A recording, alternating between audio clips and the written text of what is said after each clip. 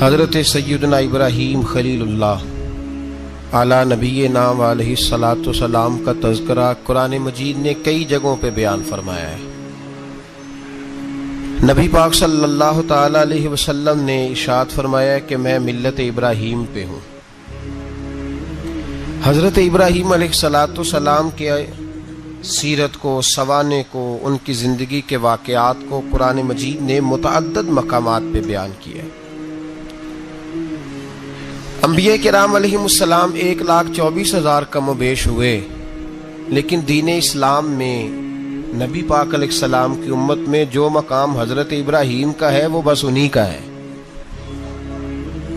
ان کی زندگی ایک بڑی خوبصورت، بڑی منفرد اور مسلمانوں کے لیے بڑی اسوہ نور دینے والی زندگی ہے۔ نبی پاک صلی اللہ علیہ وسلم نے فرمایا میں اپنے باپ حضرت ابراہیم کی دعا بن کے دنیا میں آیا ہوں۔ اور پھر محبوب پاک سید عالم صلی اللہ تعالی علیہ وسلم نے اپنی امت میں بھی جناب ابراہیم کے طریقے کو جاری رکھا۔ صحابہ نے قربانی کے بارے میں حضور سے پوچھا ما ھذہ الاضحیہ، یا رسول اللہ صلی اللہ علیہ وسلم یہ قربانی کیا ہے؟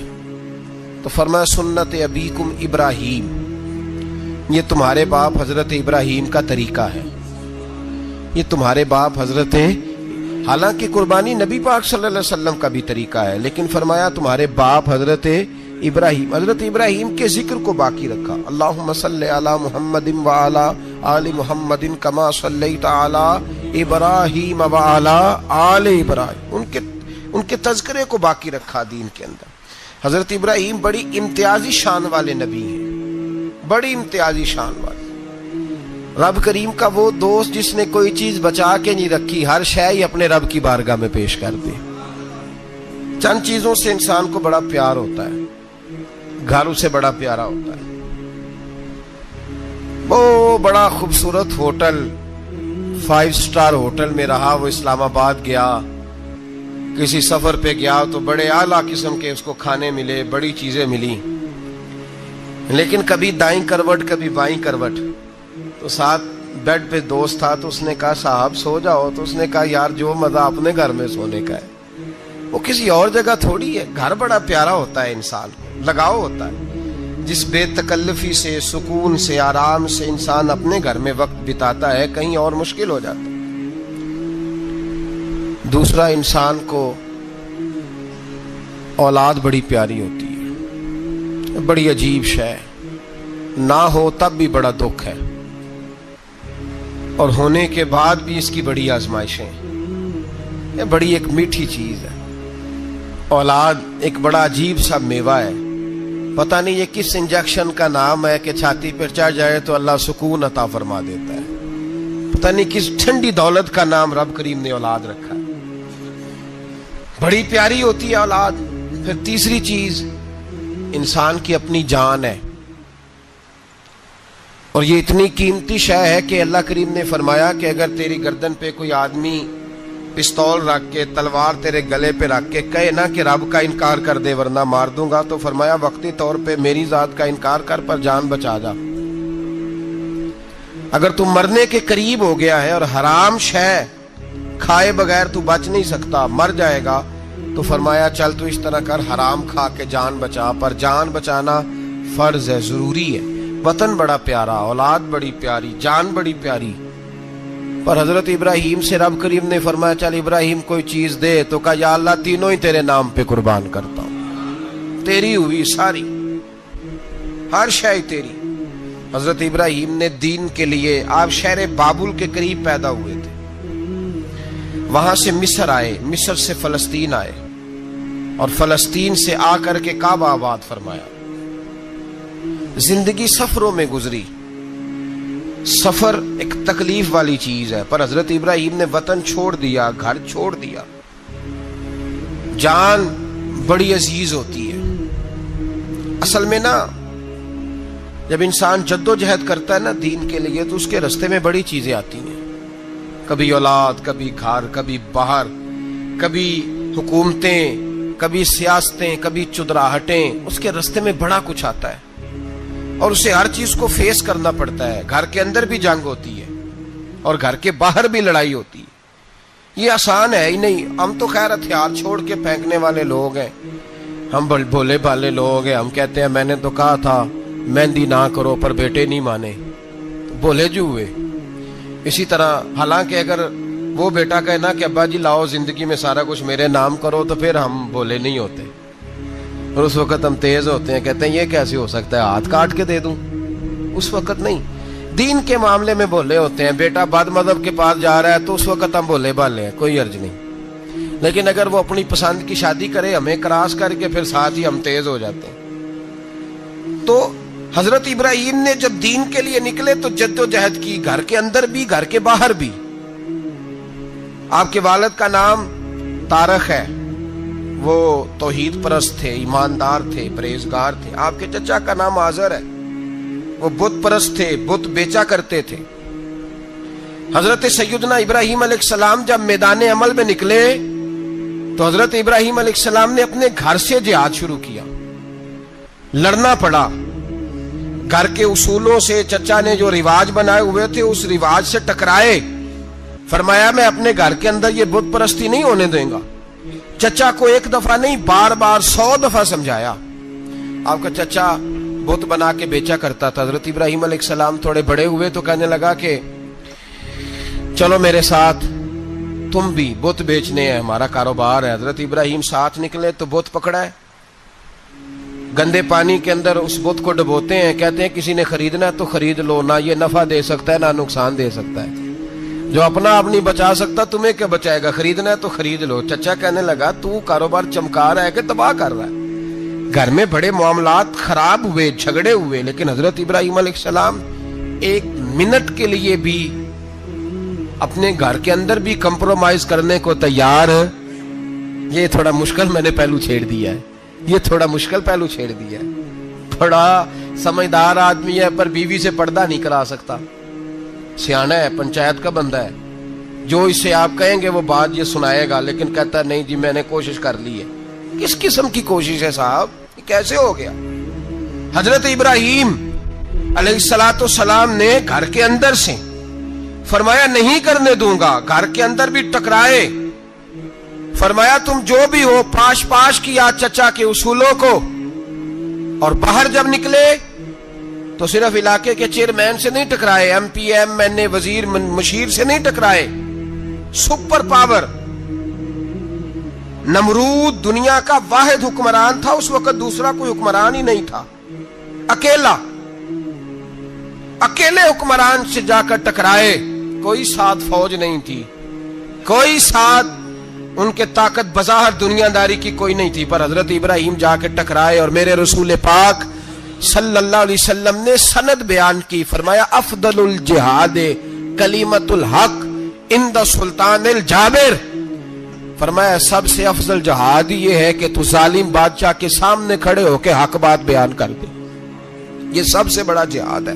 یہ سب سے افضل الجہاد کلمۃ الحق عند سلطان الجابر، سب سے بڑا جہاد. حضرت ابراہیم کھڑے ہو گئے، سپر پاور سے ٹکرائے. یہاں ہم لوگ حکمتوں کا شکار ہیں، دیکھیں گے، کریں گے، سوچیں گے. اور مولوی صاحب کو ویسے کہتے ہیں آپ پرہیز کریں سیاسی باتوں سے.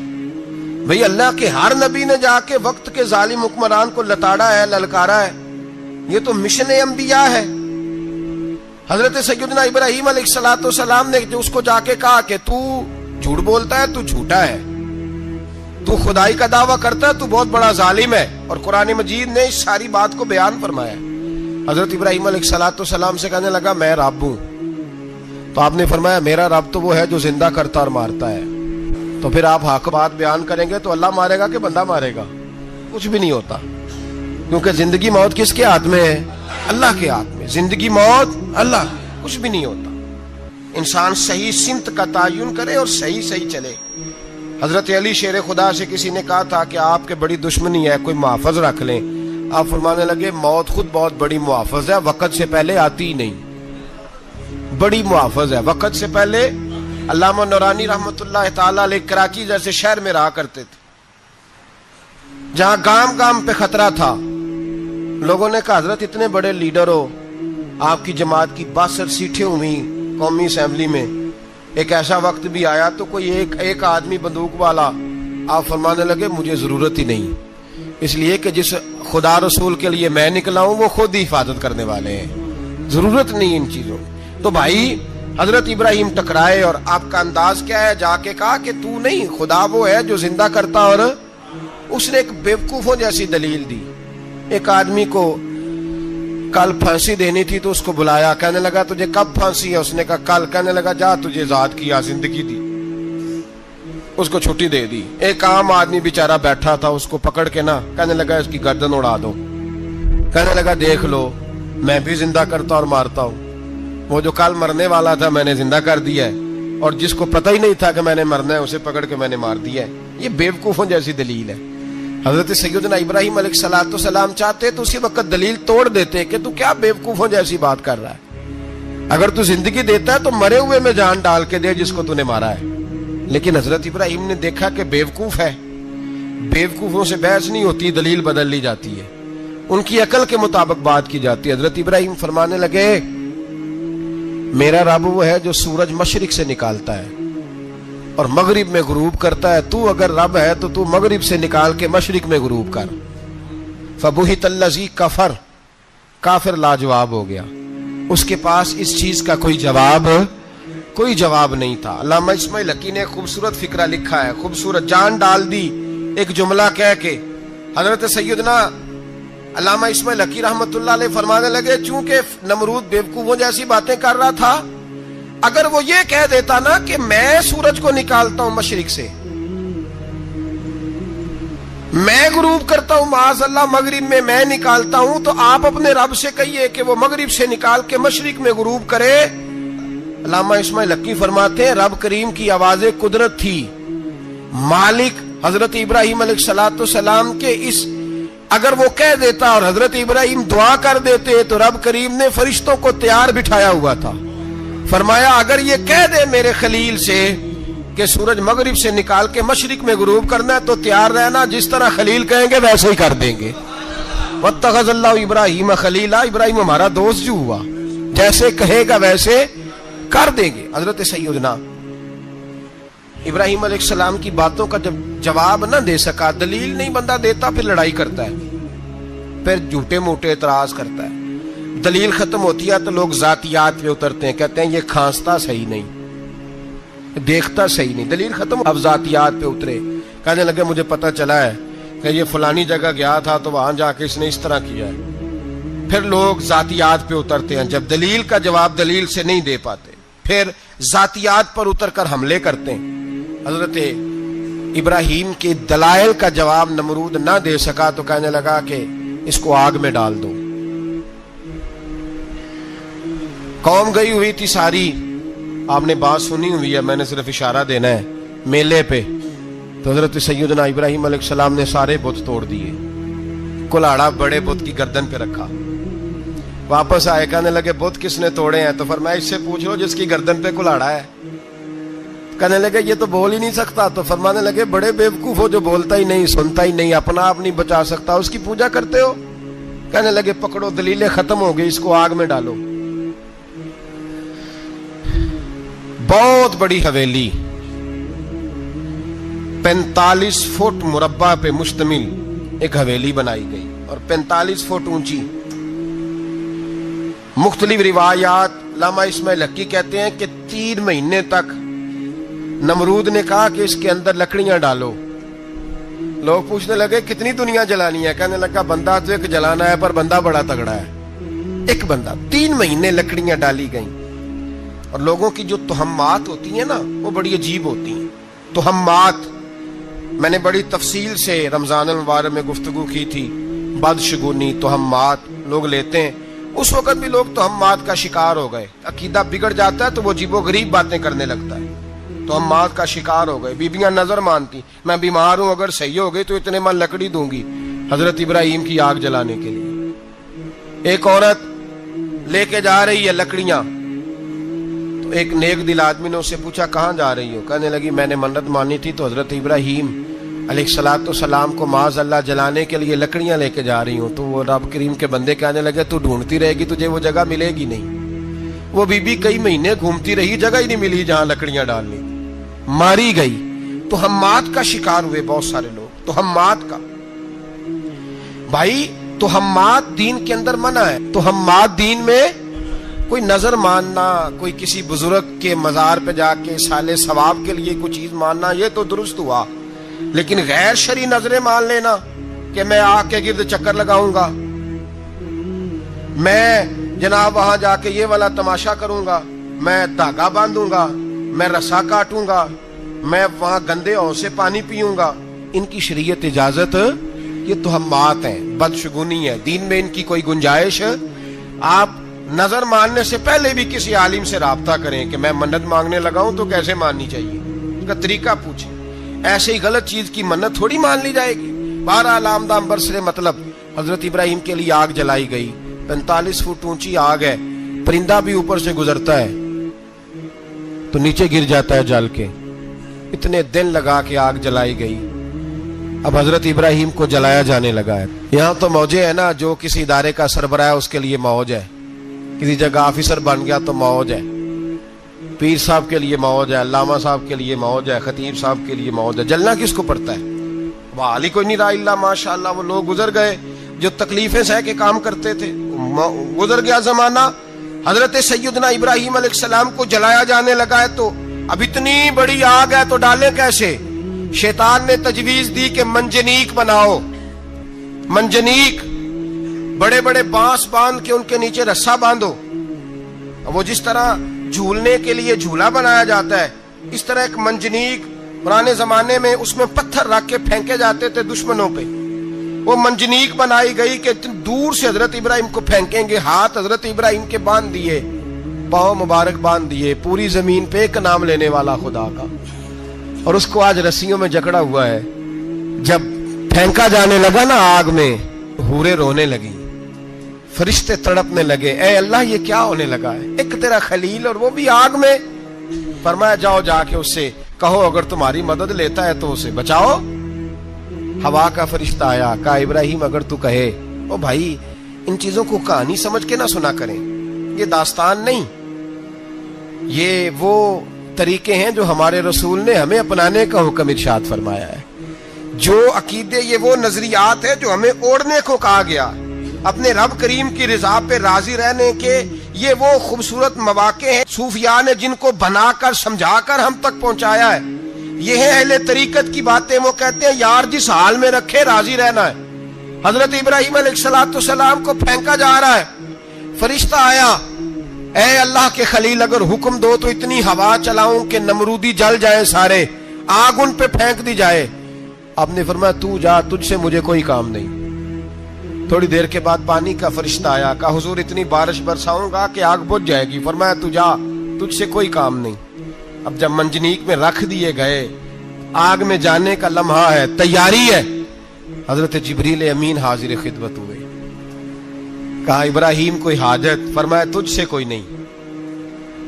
कहा चलो मुझसे नहीं तो रब करीम से ही बात कर लो, मुझे पता है मैं छोटा हूं, आप मुझसे मदद क्यों लोगे, रब करीम से ही बात कर ले। तो हजरत इब्राहिम कहने लगे जिब्रील ये बता, रब को नहीं पता उसका खलील किस हाल में है? उसे नहीं पता मैं किस हाल में हूं? मेरे हाथ बंधे हैं, पैर बंधे हैं आग में, उसे नहीं पता? बताया तो उसे जाता है जिससे खबर ना हो। तो अगर उसे पता है तो अगर वो जलाने पे राजी है तो मैं भी जलने को तैयार हूं, मैं तैयार हूं, मैं तैयार हूं। उसे कहो ठीक है। हजरत सैयदना इब्राहिम अलैहिस्सलाम को मंजनीक में डाल के जो फेंका आग में, या नारुकुनी बरदम व सलामन अला इब्राहिम, अल्लाह ने फरमाया ए आग मेरे इब्राहिम पे ठंडी भी हो जा और सलामती वाली भी हो जा। हजरत इब्राहिम को दो फरिश्तों ने बिठा दिया जमीन पे, फूल खिले हैं, कौंपले महक रही हैं, कलियां खुशबू दे रही हैं। हजरत इब्राहिम ने सर सजदे में रख दिया, सुबहान अल्लाह वल्हम्दुलिल्लाह वला इलाहा इल्लल्लाह वल्लाहु अकबर। हजरत इब्राहिम अल्लाह की तस्बीह पढ़ने लगे, रब करीम का शुक्र बजा लाने लगे। निकले वहां से, कुछ दिन गुजर गए, निकले, हुक्म हो गया इब्राहिम इलाका छोड़ दो। हजरत इब्राहिम अलैहिस्सलाम वहां से निकल के मिस्र आए, चचा के पास ठहरे। انہوں نے اپنی بیٹی جناب سارہ کا نکاح کر دیا. کچھ آگے بڑھے تو ایک ظالم بادشاہ سے ٹکرائے. اس نے ایک شہزادی ایک بادشاہ کی بیٹی قید کی ہوئی تھی, جناب ہاجرہ نام تھا. ان کو قید سے چھڑا کے ساتھ لائے. حضرت لوط علیہ السلام بھی ساتھ. یہ 4 لوگوں کا قافلہ چلا. فلسطین میں جا کے پڑاؤ ڈالا, گھر بار چھوڑا, تبلیغ شروع ہوئی. حضرت ابراہیم کے گھر میں 2 خواتین ہیں, ایک آپ کی بیوی ہیں, ایک حضرت ہاجرہ ہے. اولاد کوئی نہیں. بڑا میوہ ہے میٹھا. گھر وہی آباد ہوتا ہے جس میں بچے روتے ہیں. گھر ہوتا ہی وہ ہے جس میں بچوں کی چنچناہٹ ہوتی ہے, بھن بھناہٹ ہوتی ہے. حضرت ابراہیم نے ایک بچہ روتے ہوئے دیکھا تو آنکھوں میں آنسو آئے. کہنے لگے ربی ہب لی من الصالحین, یا اللہ مجھے بھی نیک اولاد عطا کر دے. حضرت سارہ نے سن لیا. کہنے لگی ابراہیم شاید میرے بطن سے تو آپ کو نصیب نہیں, ہاجرہ سے نکاح کر لو. جناب ہاجرہ سے نکاح ہوا. اللہ تو بڑا بے نیاز ہے. رب کریم نے حضرت اسماعیل جیسا خوبصورت بیٹا عطا فرمایا. بیٹا کالا سیاہ بھی ہو تو سینے کی ٹھنڈک ہوتا ہے, پر یہ تو وہ بیٹا ہے جس کی پیشانی میں نور محمدی چمکتا ہے صلی اللہ علیہ وسلم. حضرت سیدنا اسماعیل علیہ اتنے خوبصورت. اب جس بیوی کے ہاں بیٹا تھا, بیٹھنا اٹھنا بھی زیادہ اس کے پاس, آنا جانا بھی اس کے پاس, توجہ ادھر ہو گئی. جناب سارہ رشک کرنے لگی. ایک دن کہنے لگی اسے چھوڑ آ جنگل میں, وادی غیر ذی زرع, مکے کے پاس. بھائی ایک بیٹا عالم دین بنا لو. کہنے لگا روٹی کہاں سے کھائے گا؟ تیرے 5 بیٹے ہیں, کو حافظ قرآن بنا, کہتے روٹی کہاں سے کھائے گا؟ وہ بچہ بھی کہتا ہے میں کہاں سے کھاؤں گا. حضرت ابراہیم علیہ السلام تو چند مہینے کا بچہ چھوڑ آئے, تو کہاں سے روٹی کھائی حضرت اسماعیل نے؟ کہاں سے کھائی ان کی اماں نے روٹی؟ بھوکے مر جاتے ہیں یہ سارے. میں بڑی ذمہ داری سے کہا کرتا ہوں کہ جتنی خوبصورت روٹی اللہ کریم دین کے خادموں کو عطا کرتا ہے شاید کسی اور کے نصیب ہوتی ہو, لیکن ہم لوگ توجہ ہی نہیں کر رہے. ہمارا ذوق ہی نہیں بن رہا. ہم یہ محنت ہی نہیں کر رہے کہ قوم کو مستند علماء کی ضرورت ہے. علاقوں کے علاقے خالی ہیں, ادھر ہمارا مزاج ہی نہیں بن رہا, توجہ ہی نہیں دین کی خاطر. اور پھر چلے بچے تو بعد کی بات ہے نا, جو ابھی خود جوان ہے وہ بھی یہ دعا. ایک صاحب مجھے کہنے لگے میں دعا مانگ رہا ہوں اللہ مجھے بیٹا دے تو میں اسے دین پہ لگاؤں گا. تو میں نے کہا آپ بھی بوڑھے نہیں ہوئے, آپ خود ہی لگ جائیں. بیٹا تو ابھی آئے گا تو لگے گا نا. تو آپ تو اس وقت ہے تو آپ تو پہلے لگے نا صاحب. 2 گھنٹے تو نکال کے آئے, دین سیکھنے کو کافی ہے. آپ اتنی لمبی سوچ رہے ہیں کہ بچہ آئے گا تو بڑا ہوگا تو وہ جائے گا تو دیکھی جائے گی. ابھی تو آپ ہیں تو آپ تو آؤ. حضرت ابراہیم نے بچہ وہاں چھوڑا. یہاں سے جو عمرہ کرنے لوگ جاتے ہیں نا, جو حج کرنے جاتے ہیں, ان کو پتا ہے کہ وہاں دنیا کی ہر نعمت ملتی ہے, پھر بھی ڈبل ٹرپل پیسے لوگ جیبوں میں ڈال کے جاتے ہیں. حضرت ابراہیم جب وہاں لے کے گئے تو کوئی انسان نہیں تھا, پانی کا قطرہ نہیں تھا. 2 کلو کھجوریں, ایک مشکیزہ. بیوی کو تھمایا. ہمارے گھر میں ہزاروں چیزیں پڑی ہیں, لیکن وہ جو توکل ہے نا وہ ختم ہو گیا ہے. اللہ دے گا, حلال حلال پہ قناعت کرے, جائز جائز پہ بھروسہ کرے, رب کریم عطا کرنے والا ہے. وہ مزاج ختم ہو گیا.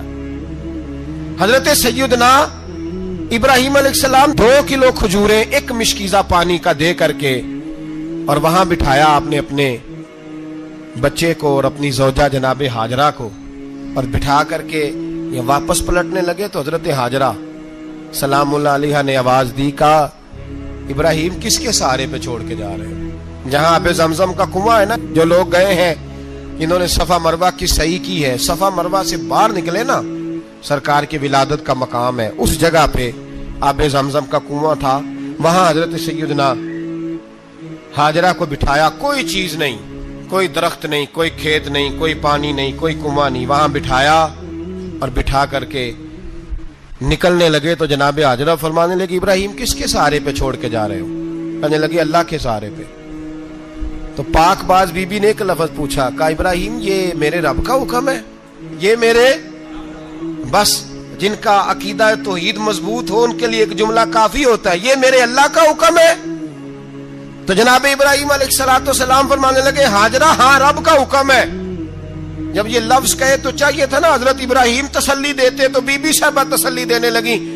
عرض کرنے لگی ابراہیم اگر اللہ کا حکم ہے تو پھر آپ ہماری فکر نہ کرنا, اگر یہ رب کا حکم ہے تو پھر ہماری فکر نہ کرنا.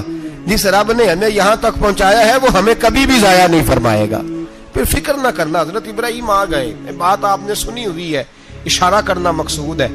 13 سال میں چلے مان بھی لیا جائے بعض روایات کی روشنی میں کہ آتے جاتے بھی رہے, لیکن مکمل دیکھ بھال اپنے بچے کی پرورش میں پورا حضرت ابراہیم علیہ السلام کا کردار, سارا کردار ماں کا تھا. میں جب خواتین کے بارے میں کوئی بات کرتا ہوں تو میں آپ کو اکثر کہتا ہوں کہ یہ صرف بیوی کے لیے حکم نہیں ہوتا, یہ ٹریننگ بیٹی کو دینی ہے اور بہن کو دینی ہے. یہ تربیت کرے اپنے گھر میں. میں تجربے کی روشنی میں یہ بات عرض کیا کرتا ہوں کہ بھائی بچے باپ کے فرما بردار اس وقت ہوتے ہیں جب اماں انہیں باپ کا فرما بردار کرتی ہے, اور بچے باپ کے نافرمان بھی تب ہوتے ہیں جب اماں انہیں باپ کا. میں نے اپنے کانوں سے سنا ایک دفعہ ایک بچہ اپنے باپ سے کہہ رہا ہے آپ نے تو ساری زندگی باہر گزار دی, پیسے کمانا کون سا مشکل کام ہے, دکھ سکھ تو سارے اماں نے برداشت کیے, سکولوں میں وہ جاتی تھی, فلانا کام وہ کرتی تھی, فلانا کام. اب یہ سوچ اس کی ذاتی تو نہیں, یہ اس کو دی گئی ہے. اور اگر اس کو یہ سوچ دے دی جائے کہ اماں کہے کہ میں تو اپنوں میں رہی ساری زندگی, میں نے تو اپنوں میں وقت گزارا, اور تیرا باپ تو کئی دفعہ جنازے بھی نہیں پڑھ سکا, نے تو ماں باپ ایسے دفن کر دیے, وہ اگر یہ سوچ فراہم کرے تو پھر بچہ باپ کا فرما بردار ہوتا ہے. اور یہ والی روایتیں ہم بیوی کو سناتے ہیں, حالانکہ کس کو سنانی چاہیے بولیے؟ بہن اور بیٹی کو. بہن اور بیٹی کو سنائیں یہ باتیں, ان کو سمجھائیں تاکہ آگے جا کے وہ جو گھر ترتیب دے وہ گھر بڑا عمدہ اور نکھرا ہوا ہو. حضرت سیدنا ابراہیم 13 سال کے بعد آئے, چونکہ گھر میں اللہ تبارک و تعالیٰ کی دوستی کا چرچا تھا, اللہ تبارک و تعالیٰ کی محبوبیت کا غلبہ تھا. 13 سال کے بعد فلما بالغ معہ سعیا, بیٹا جب اتنا بڑا ہوا کہ سال چلنے لگا تو حضرت ابراہیم نے اپنے بیٹے کو بلا کے کہا بیٹا مجھے خواب آئی ہے, میں تجھے ذبح کر رہا ہوں, تیری کیا رضا ہے؟ تو حضرت اسماعیل کہنے لگے یا ابت افعل ما تؤمر, ابا جی اللہ جیسے حکم دیتا ہے میرے ساتھ ویسے ہی کریں, جیسے اللہ حکم دیتا ہے ویسے ہی بولیے ویسے ہی کریں. حضرت حاجرہ کو کہا کہ ایک دوست نے دعوت کی ہے تو وہاں جا رہے ہیں, بی بی مطمئن ہے, تفصیلات کی ضرورت نہیں, ختم بات, اعتبار ہے, مطمئن ہو گئی. شیطان پیچھے سے آیا اماں کے پاس, ذرا تھوڑی دیر کے لیے تصور جمائیے, یہاں تو پڑوسن آ کے کوئی بات بتا دیتی ہے خاوند کے بارے میں تو کئی مہینے جھگڑا جاری رہتا ہے, پڑوسن محلے دار. شیطان نے آ کے بتایا لفظ کیا ہے, کہا حاجرہ تمہیں پتا ہے کہاں جا رہے, کہا دوست کی دعوت میں. تو کہنے لگے دوست کون ہے؟ رب کریم, اور ابراہیم کا خیال ہے کہ اس رب نے مجھے حکم دیا ہے کہ میں ذبح کروں. تو حضرت حاجرہ کہنے لگی کبھی باپ بھی بیٹے ذبح کرتے ہیں؟ شیطان کہنے لگا ان کا خیال ہے کہ ان کے رب نے حکم دیا ہے. جناب حاجرہ فرمانے لگی اگر رب نے حکم دیا تو پھر تو مجھے شیطان لگتا ہے, تو مجھے شیطان لگتا ہے. کا کیا مطلب؟ فرمانے لگی اگر رب کریم کا حکم ہے تو میرے پاس ایک اسماعیل ہے, اگر 1000 بھی ہوتے میں سارے اللہ کے راستے میں پیش کر دے دیتی. مالک کا ہی تو ہے سارا کچھ, اسی کا ہے, اس میں لیت اللہ کی کیا گنجائش. حضرت سیدنا ابراہیم علیہ السلام نے بیٹے کے حلق پہ چھری رکھ بھی دی اور چھری چلا بھی دی, رکھ بھی دی, اور وہ تو اللہ کریم نے فرمایا یا ابراہیم قد صدقت الرؤیا, ابراہیم تو نے خواب سچا کر دکھایا, وہ قیامت تک تیرا نام رہے گا. حضرت ابراہیم نے وطن بھی دیا, جان بھی دی, بیٹا بھی, اللہ کریم نے دمبے دیے, فرمایا یہ فدیہ ہے. اب یہ قربانی قیامت تک حضرت ابراہیم کے طریقے کے مطابق جاری ہے. حضرت ابراہیم بہت بڑے مہمان نواز تھے, بہت بڑے. آپ جب مصر میں قیام تھا تو بڑے بڑے لمبے چوڑے لنگر پکتے تھے, لوگ آیا جایا کرتے تھے, بڑا تفصیل کے ساتھ کھانا ہوتا تھا. مہمان نوازی آپ کی خاص صفت مبارکہ ہے. ہمارے ہاں بھی مہمان نوازی ہوتی ہے امیروں کی, بلکہ اب تو مہمان نوازی اس طرح کی ہے کہ کل تیری میرے پاس دعوت ہے اور پرسوں میری تیرے پاس ہے. وہی امیروں میں وہ چکر رہتا ہے, پارٹیاں دوست ایک دوسرے کو ڈالتے ہیں, تیری طرف پارٹی تیری طرف. اور اسی انداز میں اب یہ عید آئے گی نا, ٹکا پارٹیاں ہوں گی جگہ جگہ, اور لوگ سوال پوچھنے لگے ابھی سے, کہتے ہیں قربانی کا کتنا گوشت گھر رکھنا جائز ہے, قربانی کا کتنا گوشت گھر رکھنا جائز ہے؟ سارا ہی جی. اس لیے فریزر لے لے, فریج سے نہیں کام چلے گا. سارا ہی جہاز گھر رکھنا سارا ہی جائز ہے، رکھ لیں۔ او خدا کے بندے، قربانی وہ بندہ دیتا ہے جو سارا سال ہی گوشت کھاتا ہے، صحیح کہہ رہا ہوں؟ قربانی صاحب نصاب صاحب استطاعت بندہ دیتا ہے نا، تو وہ سارا سال ہی گوشت، تو سارا گھر میں رکھنا بھی جائز ہے، لیکن سارا دے دینا بھی۔ تو جو آ رہی ہے اس پہ کیوں توجہ کرتے ہو؟ جو دوسرا جائز ہے اس پہ کیوں نہیں عمل کرتے؟ سارا تقسیم کر دیں، بات ختم ہوئی۔ یقین کریں، محرم میں جا کے دوست ٹیلی فون کر کے سوال پوچھتے ہیں، کہتے ہیں صاحب سنا ہے قربانی کا گوشت محرم میں کھانا جائز نہیں۔ میں کہ نہیں، ربیع الاول چ بھی جائز جے، رجب رمضان تک کھاؤ، کوئی بندہ نہیں منع کرتا، اس لیے کہ کسی کو دینا تو پسند ہی نہیں، یا پھر اس میں سے جو خاص خاص چیزیں ہیں وہ اپنی فریج میں، اور باقی جو ہے وہ دوسروں کے لیے۔ یہ کیا طریقہ ہے ہمارا؟ اور اسی پہ عمل ہے۔ اللہ تبارک و تعالی ہمیں سمجھنے کی توفیق عطا فرمائے۔ حضرت ابراہیم بہت بڑے مہمان نواز تھے، صرف قربانی نہیں دیتے تھے، سارا سال بہت سارا لنگر، بہت سارا کھانا پینا، بہت ساری چیزیں جاری رہتی تھی۔ اور جتنے غریب لوگ تھے فلسطین کے، ان کو پتا تھا کہ حضرت ابراہیم علیہ السلام کا لنگر جاری ہے فلسطین میں جب آپ کا قیام تھا۔ ایک دفعہ ڈھیروں مہمان آ گئے اور کھانے کو کوئی چیز نہیں۔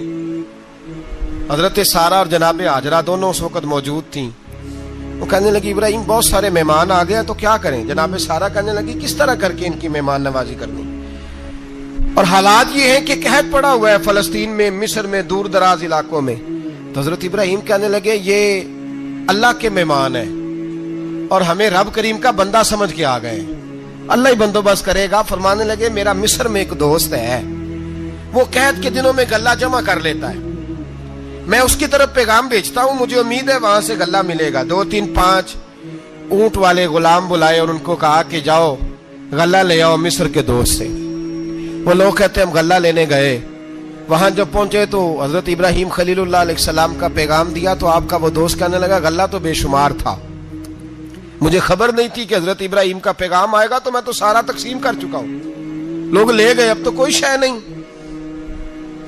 اب وہ خالی آ گئے 5 کے 5 اونٹ۔ جب خالی آئے تو حضرت ابراہیم کی حویلی کی دیواریں چھوٹی چھوٹی تھیں، ان غلاموں میں سے، خادموں میں سے، آپ کے ان چاہنے والوں میں سے ایک کہنے لگا یار وہ غریب تو انتظار کر رہے ہوں گے کہ غلہ لینے گئے ہیں، ہمیں روٹی ملے گی۔ چھوٹی چھوٹی دیواریں ہیں، وہ جب دیکھیں گے نا خالی آ گئے تو انہیں تکلیف ہوگی، اس طرح کرو بوریوں میں ریت بھر لیتے ہیں، ریت بھر کے لے جاتے ہیں، بعد میں اندر رکھ کے انہیں سمجھا بہلا لیں گے یا حضرت ابراہیم کو بتائیں گے، وہ خود ہی ان لوگوں کی دلجوئی فرمائیں گے۔ اب غلہ کی جگہ ریت بھر کے اونٹوں پہ رکھ کے لائی گئی، لا کے بوریاں جب رکھ دی گئیں، حضرت ابراہیم علیہ السلام دوپہر کے وقت آرام فرما رہے تھے، بی بی سارہ اٹھی، کہتی ہیں جب میں نے دیکھا نا کہ بوریاں پہنچ گئی ہیں تو گئی، غلام کو ساتھ لیا اور اس کو جب کھولا نا تو کہتی اتنی حسین گندم میں نے پہلے کبھی دیکھی نہیں تھی، اتنا پیارا دانا میں نے کبھی ملاحظہ ہی نہیں کیا تھا۔ فرماتی ہیں جب اس کو پیس کر چکی میں روٹیاں پکائیں تو خوشبو دور دور تک پھیل گئی، اعلیٰ غذا بنی، بڑے بڑے کھانے بیبیوں نے مل کے پکائے، چن دیے گئے، حضرت ابراہیم اٹھے تو لوگ کھانا کھا رہے ہیں، سجدہ شکر ادا کیا، اور جب سجدے میں گئے تو وحی آنے لگی، پھر رونے لگے۔ جب پلٹ کر باہر تشریف لائے تو جناب سارہ کہنے لگی ابراہیم تمہارا مصری یار بڑا اچھا ہے، اس نے اتنی اعلیٰ گندم بھیجی ہے کہ اتنی تو میں نے پیاری گندم کبھی دیکھی نہیں۔ جناب ابراہیم مسکرائے، فرمانے لگی سارہ یہ مصری یار نے نہیں بھیجی، یہ میرے عرشی یار نے بھیجی ہے، یہ میرے عرشی یار نے بھیجی ہے۔ بھائی مہمان نوازی مزاج تھا، ہاتھ لٹا دینا مزاج تھا، دوسروں کی اشک شوئی مزاج تھا۔ حضرت ابراہیم علیہ السلام کا طریقہ ہے قربانی، حضور نے ان کا طریقہ بیان کیا۔ اگر سال کے بعد قربانی دینا ان کا طریقہ ہے تو سارا سال غریبوں کو روٹی دینا بھی حضرت ابراہیم کا طریقہ ہے، سارا سال غریب کی نوکری کرنا یہ بھی حضرت ابراہیم کا طریقہ ہے، بھوکے کو کھانا کھلانا یہ بھی۔ میرے مصطفیٰ کریم سید عالم صلی اللہ علیہ وسلم سے صحابہ نے پوچھا حضور بہترین مسلمان کون ہے؟ بہترین مسلمان؟ تو حضور نے فرمایا جو سلام لینے میں پہل کرے اور غریب کو روٹی کھلانے میں سب سے اچھا ہو، وہ بہترین مسلمان ہے، زبردست مسلمان۔ ہمارے ہاں دعوتیں ہوتی ہیں تو امیروں کی، افطاریاں ہیں تو امیروں کی، اور میرے مصطفیٰ کریم علیہ السلام نے فرمایا بدترین دعوت ہے جس میں امیر بلائے جائیں غریب نہ بلائے جائیں، وہ بدترین دعوت۔ حضرت ابراہیم کا طریقہ رہا ساری زندگی مہمان نوازی. اور دوسرا ان کا مزاج تھا, اللہ سے پیار ہو گیا تھا نا. جب رب کریم سے محبت ہوتی ہے نا اور محبت کا احساس ہوتا ہے دل میں, پھر سجدے لمبے ہوتے ہیں. عام آدمی تو نماز بھی نہیں پڑھ سکتا, جسے خدا سے محبت ہوتی ہے وہ تہجد بھی نہیں چھوڑ سکتا. وہ یہ محبت کی بات ہے نا, جس کو پیار ہوتا ہے اس کی تہجد بھی ہے, اس کی اشراق بھی ہے, چاشت بھی ہے, اس کے عمرے بھی ہیں, اس کے حج بھی ہیں, اس کے بار بار کعبۃ اللہ کے دیدار بھی ہیں. یہ محبت الہی ہے, جوش مارتی. ان لوگ سجدہ کرتے ہیں تو اٹھتے ہی نہیں. اللہ کے بندوں سے پیار کرتے ہیں, اللہ کی. حضرت ابراہیم کو رب کریم سے اتنی محبت تھی, اتنا پیار تھا کہ وہ آپ کی زندگی کے ہر پہلو سے چھلکتا تھا. ایک وقت ایسا آیا کہ اللہ تعالیٰ نے حضرت ابراہیم کو بہت زیادہ مال عطا فرمایا. اتنے اونٹ گنے نہیں جاتے, گائیں اتنی زیادہ کہ شمار نہیں ہوتی, بکرے بکریاں اتنی زیادہ کہ شمار, بہت زیادہ مال اللہ نے عطا فرمایا. اور ابھی کچھ عرصہ پہلے آپ پیچھے جائیں نا تو جو لفظ مال تھا وہ روپے پہ تو بولا ہی نہیں جاتا تھا, وہ جانوروں پہ بولا جاتا تھا. بہت زیادہ مال اللہ نے دیا, بکریاں, گائیں, اونٹ, بیل, بڑا کچھ. تو رب کریم نے فرشتوں سے فرمایا کہ واتخذ اللہ ابراہیم خلیلا, ابراہیم میرا دوست ہے. تو فرشتے کہنے لگے یا اللہ جسے اتنا کچھ دیا جائے اس نے دوست تو بننا ہی ہوتا ہے, تو نوازا ہی پڑا ہے, اتنا مال, اتنے کھیت کھلیان, اتنا کچھ. اللہ کریم نے فرمایا جاؤ آزمائش کر لو, امتحان لے لو. فرشتہ امتحان لینے پہنچ گیا. حضرت ابراہیم کے جانور چر رہے ہیں چراگاہ میں, حضرت ابراہیم بھی ہیں, غلام بھی ہیں, بہت بڑا ریوڑ ہے. آپ تشریف فرمائیں. ایک فرشتہ آیا تو کھیت میں چھپ کے بیٹھ گیا اور بلند آواز سے کہنے لگا سبحان اللہ والحمد للہ ولا الہ الا اللہ واللہ. یہ تسبیح بڑی پسند ہے, محبوب نے ان کی فضیلت بیان کی. اب وہ حضرت سیدنا ابراہیم علیہ السلام کھڑے تھے تو وہ کھیت میں بیٹھ کے تسبیح پڑھنے لگا سبحان اللہ والحمد للہ ولا الہ الا اللہ. حضرت ابراہیم کہنے لگے یہ میرے رب کا نام کون لے رہا ہے, بڑی اس کی میٹھی آواز ہے, بڑی کون ہے. ڈھونڈنے لگے, گھومتے گھومتے اس کے پاس چلے گئے, فرشتہ انسانی شکل میں. تو میرے رب کا ذکر کر رہا تھا؟ اس نے کہا میں ہی کر رہا تھا. فرمانے لگے یار ایک دفعہ پھر نہیں کرتا. تو کہنے لگا ابراہیم پہلے تو میں اپنی مرضی سے کر رہا تھا, تو کہتا ہے تو پیسے لگیں گے, پیسے ہیں تو کر دیتا ہوں. حضرت ابراہیم کہنے لگے بول تو کیا لے گا, میرے اللہ کا ذکر سنانے کا کیا لے گا. کہنے لگا جتنی بکریاں آپ چرا رہے ہیں ساری دے دے تو میں اللہ کا ذکر سنا دیتا ہوں. اور آپ نے فرمایا بس جا تیری ساری ہوئی, میرے رب کا ذکر سنا. اور پھر شروع ہو گیا سبحان اللہ الحمد للہ ولا الہ الا اللہ واللہ اکبر. حضرت ابراہیم علیہ السلام کیف میں, یار پھر ذرا سنا, نہ علما وچ پھسا سانو, تو یار دی گل سنا سانو, ذرا دوبارہ سنا. پھر سنایا, ایک دفعہ پھر کہا. فرشتہ کہنے لگا بس جی آپ کے پیسے پورے ہو گئے. حضرت ابراہیم کہنے لگے چل ایک دفعہ اور سنا. کہنے لگا پیسے لگیں گے, تو کیا لے گا. کہنے لگا گائیں بھینسیں ساری میری. فرمایا بس یار اتنی قیمت, تو سنا صحیح, سارا کچھ ہی تیرا. پھر شروع ہو گیا سبحان اللہ والحمد للہ ولا الہ الا اللہ واللہ اکبر. گائیں دے دیں, بھینسیں دے دیں, وہ ذکر سناتا ہے. حضرت ابراہیم کبھی مچلتے ہیں, کبھی روتے ہیں, کبھی آہیں بھرتے ہیں. تو میرے رب کا نام لے رہا ہے, ذرا پھر سے لے. کیف جاری ہے. کہنے لگا بس بھائی. حضرت ابراہیم فرمانے لگے تو اور لے لے جو لینا ہے, مجھے ذکر سنا. اس نے کہا ابراہیم بکریاں میں لے چکا, گائے بھینسیں میں لے چکا, اونٹ رہ گئے, سارے لے لوں گا پھر ذکر سناؤں گا. فرمایا جا تیرا ہوا تو ذکر سناتا رہ, میں دیتا ہوں. دے دیا, کچھ دیر ذکر کیا تو اب خاموش ہو گیا. حضرت ابراہیم خلیل اللہ علیہ السلام فرمانے لگے ذکر سنا. کہنے لگا ابراہیم اب تیرے پاس دینے کو کیا ہے, ہر چیز تو میں لے چکا. آپ فرمانے لگے یہ گائے بھینسیں بکریاں چرانے کے لیے تجھے کوئی نوکر ملازم بھی تو چاہیے نا. تو اس طرح کر, مجھے رکھ لے, میں روٹی نہیں مانگوں گا, کھانا نہیں مانگوں گا, تو اللہ کا ذکر سناتا رہنا, میں تیرے جانوروں کی نوکری کرتا رہوں گا. حضرت ابراہیم علیہ السلام نے جب یہ کہا نا, فرشتے کی آنکھوں میں آنسو آ گئے. تر دامنی پہ شیخ ہماری نہ جائیے, ہم دامن نچوڑ دیں تو فرشتے وضو کریں. فرشتہ رو پڑا اور کہنے لگا ابراہیم مجھے سینے سے لگاؤ, آپ واقعی اس قابل ہے کہ اللہ آپ کو اپنا دوست بنائے, واقعی اس قابل ہے کہ رب آپ کو اپنا. حضرت ابراہیم علیہ السلام کا خدا سے محبت کرنے کا نرالا انداز. اور میرے بھائی یہی محبت انہیں میرے مصطفیٰ سے بھی تھی۔ ایک نبی گھر بنا رہا ہے، دوسرا بنوا رہا ہے۔ حضرت اسماعیل علیہ السلام پتھر اٹھا اٹھا کے لا رہے ہیں، جناب ابراہیم بنا رہے ہیں۔ جب خانہ کعبہ بن گیا تو کہنے لگے ربنا وابعث فیہم رسولا، اے اللہ اب اسے بسانے کے لیے اپنا آخری رسول بھی عطا فرما۔ نبی پاک فرماتے ہیں میں دعا ہوں حضرت ابراہیم کی۔ یہ قربانی حضرت ابراہیم کا طریقہ ہے۔ حضور نے اگرچہ نبی پاک کی اپنی سنت تھی، یہ بھی کہہ سکتے تھے سنتی و سنت ابیکم ابراہیم، میری سنت ہے اور تمہارے باپ ابراہیم کی سنت ہے، یہ نہیں فرمایا۔ جب صحابہ نے کہا قربانی کیا ہے، فرمایا سنت ابیکم ابراہیم، یہ تمہارے باپ ابراہیم کی سنت ہے۔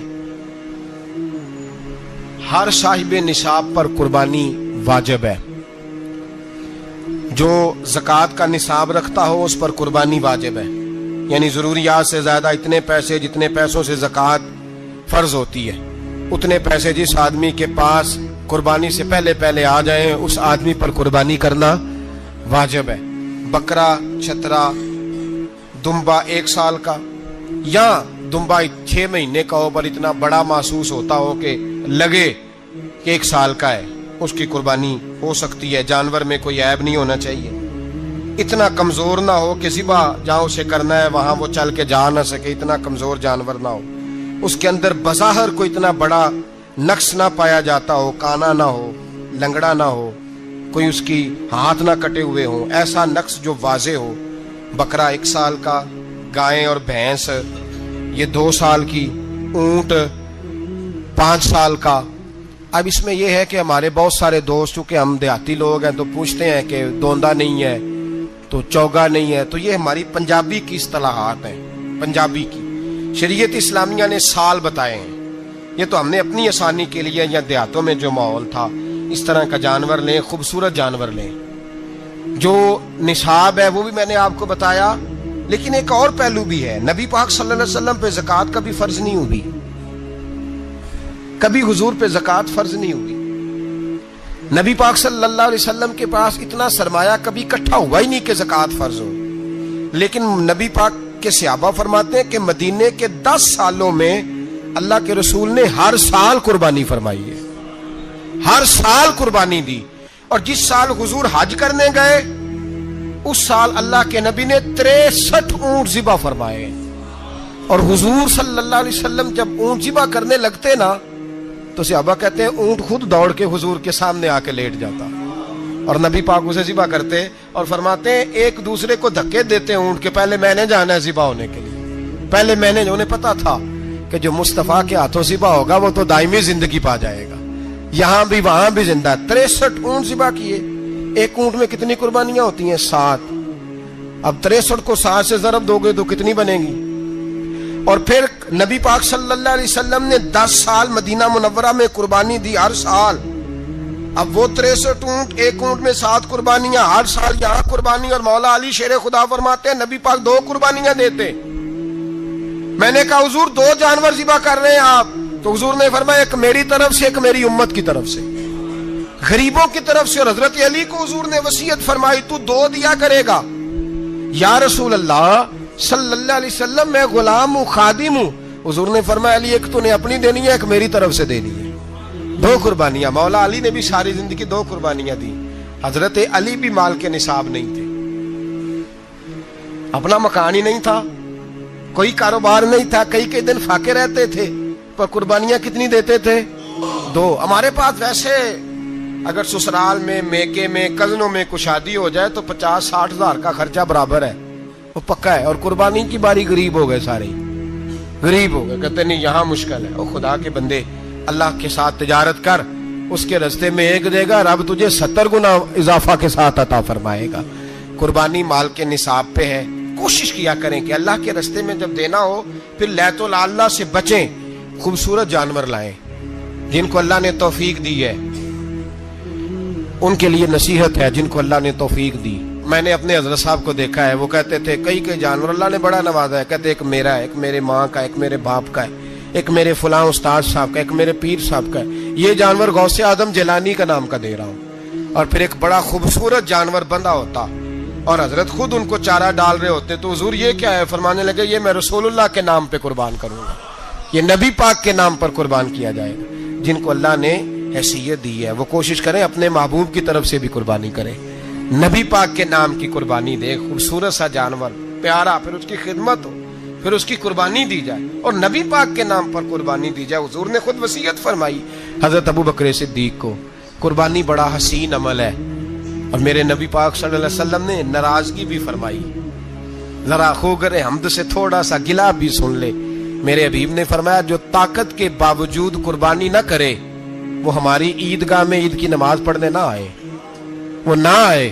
اور یا رسول اللہ جو کرے گا، فرمایا قربانی کے جانور کا خون کا قطرہ بعد میں زمین پہ گرے گا، اللہ اس کے سارے گناہ پہلے معاف فرما دے گا، اللہ اس کے سارے گناہوں کو بخشے گا۔ قربانی کریں، خوبصورت انداز میں کریں، اللہ کی رضا کے لیے۔ بزرگوں نے لکھا ہے 3 حصے کرو گوشت کے، ایک گھر میں رکھو، ایک رشتہ داروں میں بانٹو، پڑوسیوں میں بانٹو، اور تیسرا فقط غریبوں کو دو۔ لیکن میں اکثر یہ سوچتا ہوں کہ ہمارے ہاں قربانی کرتا ہی وہ ہے جن کے گھر میں ہر جمعرات کو چھوٹا گوشت پکتا ہے، اور جن کے گھر میں ہفتے میں 3 دفعہ مرغی کا گوشت پکتا ہے، وہی تو قربانی دینے کے قابل ہوتے ہیں۔ تو وہ بھی اگر قربانی کے بکرے میں سے بھی تیسرا رکھنا چاہیں تو اجازت تو ہے، میں نے کہا سارا رکھنے کی بھی اجازت ہے، لیکن اگر آپ مہربانی کریں، کوشش کریں کہ یار ہم تو سارا سال ہی کھاتے ہیں، اور ہمارے ہاں جو گوشت تقسیم ہوتا ہے نا وہ بھی باری لگی ہوئی ہے، ادھر سے پلیٹ آئی تھی گوشت کی تو ادھر سے بھر کے چلی گئی، بھئی اس نے کی ہے، اس کو بار بار گوشت دینے کا کیا مطلب ہے؟ آپ یہ دیکھیں عزیزوں میں، رشتہ داروں میں، اور میں اگر تھوڑا سا آپ کی توجہ کرانے میں کامیاب ہو جاؤں تو سفید پوش لوگوں کو دیکھیں، کچھ سفید پوش ہیں، سفید پوش جن کے اوپر قرضے ہیں، بیماریوں نے جکڑ لیا ہے، گھر میں بڑے بڑے سخت مریض آ گئے ہیں، سفید پوش پہلے دیا کرتے تھے۔ آپ ان سے پوچھتے ہیں صاحب قربانی، تو بات کو ٹالتے ہیں، وہ کہتے ہیں سوچ رہا ہوں کوئی حصہ ڈال جائے، پردہ پوشی کرتے ہیں، کہتے ہیں کہیں حصہ رکھا ہوا ہے، پردہ پوش۔ اکثر وہ لوگ قربانی نہیں دے پاتے، اکثر دیا کرتے تھے اب نہیں دے پا رہے، کیوں؟ اس لیے کہ مشکلات ایسی آ گئیں۔ ان لوگوں کا خیال کریں، ان کے گھروں تک گوشت پہنچا کے آئیں، ان پر توجہ کریں۔ وہ سفید پوش آدمی کبھی ذکر نہیں کرے گا، کچھ تو ایسے ہیں جو خود پہنچ جاتے ہیں کہ ہمیں گوشت دیا جائے، لیکن کچھ سفید پوش ہیں لا یسألون الناس الحافا، اللہ فرماتے ہیں کچھ لوگ لپٹ لپٹ کے سوال نہیں کرتے، سفید پوشی کا بھرم رکھتے ہیں، کا مزاج نہیں۔ ان کی طرف دیکھیں، اپنے رشتہ داروں کو دیکھیں، خاص کر ان رشتہ داروں کو دیکھیں جن کا آپ کو پتہ ہے کہ غریب ہیں، مجبور ہیں، ان کے گھروں میں گوشت بھیجیں۔ غریب بیٹیوں، غریب بہنوں کا خیال کریں، اس طرف متوجہ ہوں، ان کے ساتھ اس نے سلوک کریں، اس طرف آپ لوگ خیال کریں۔ اللہ ہمیں سمجھنے کی توفیق عطا فرمائے۔ تیرا اندیشہ افلاکی نہیں ہے، تیری پرواز لولا کی نہیں ہے، یہ مانا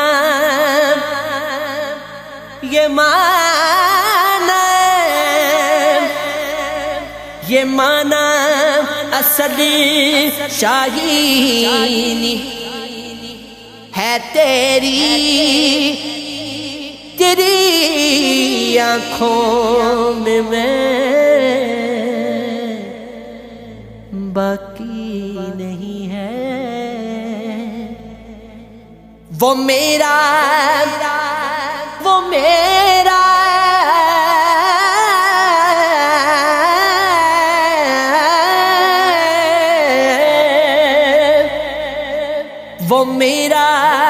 رونق کی محفل کہاں ہے،